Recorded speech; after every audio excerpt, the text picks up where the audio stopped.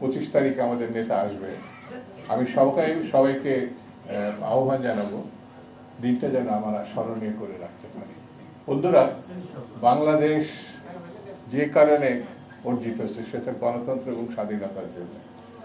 54 বছরে বারবার এটি আমরা পেয়েছি এবং হারিয়েছি। এখনো সন্দেহ দেখা দিয়েছে নানানভাবে। সেটি হচ্ছে মহল বিশেষ একটি অবস্থা তৈরি করার চেষ্টা করছে যাতে নির্বাচন না হয়। এই জায়গাটায় আমাদের দৃঢ় প্রতিজ্ঞা থাকতে হবে, ঐক্যবদ্ধ থাকতে হবে এবং যে কোনো অর্থের স্বার্থে আমাদেরকে এক থাকতে হবে।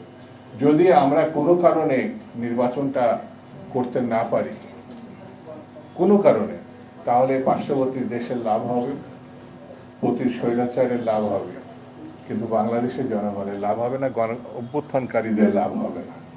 সেই জন্যে শুরুতে যেমন একটা গণহত্যাকারী দল ছিল, ঠিক তেমনি 24 আরেকটি গণহত্যাকারী দল।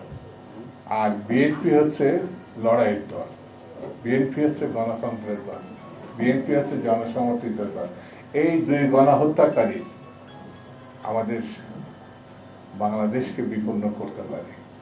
সেই জন্যে এই দুই গণহত্যাকারীর চরিত্র এক, লক্ষ্য এক, কর্তৃত্ব এক।